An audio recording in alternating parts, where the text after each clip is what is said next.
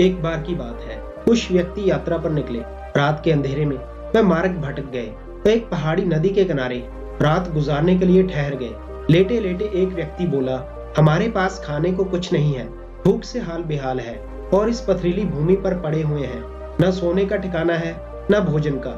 उसकी निराशा भरी बातें सुनकर दूसरा साथी बोला, हम जब घर पर होते हैं हम बहुत अच्छा खाना खाते हैं और चैन की नींद सोते हैं। संसार के हर क्षेत्र में सुख और दुख साथ चलते हैं। जिसने दुख का दर्द नहीं सहा वह सुख का सच्चा आनंद भी नहीं ले सकता।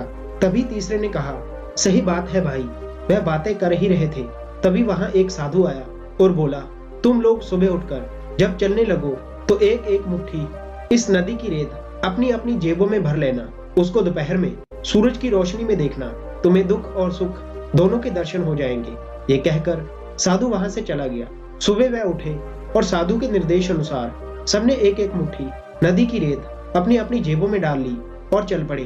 दोपहर को जब उन्होंने रेत को देखा तो आश्चर्य के मारे उनकी आंखें फटी रह गई। जिससे वह रेत समझ रहे थे वह रतन थे। जो संतोषी थे वह तो प्रसन्नता से नाचते हुए बोले, हम मालामाल हो गए।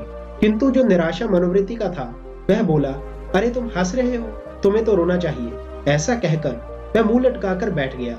साथियों ने उनसे पूछा, क्यों, क्या हुआ? उसने कहा, सोचो, एक मुट्ठी रेत की जगह हम थैला भर रेत भी तो ला सकते थे। अपने उदास साथी की बात सुनकर बाकी हंसते हुए बोले, उस साधु को मालूम था कि वह थैला भरने को बोलेगा तो कोई नहीं भरेगा, इसीलिए उसने एक मुट्ठी रेत ही रखने को कहा। लेकिन हमें जीवन में हर स्थिति का सामना करने के लिए सदैव तत्पर रहना चाहिए।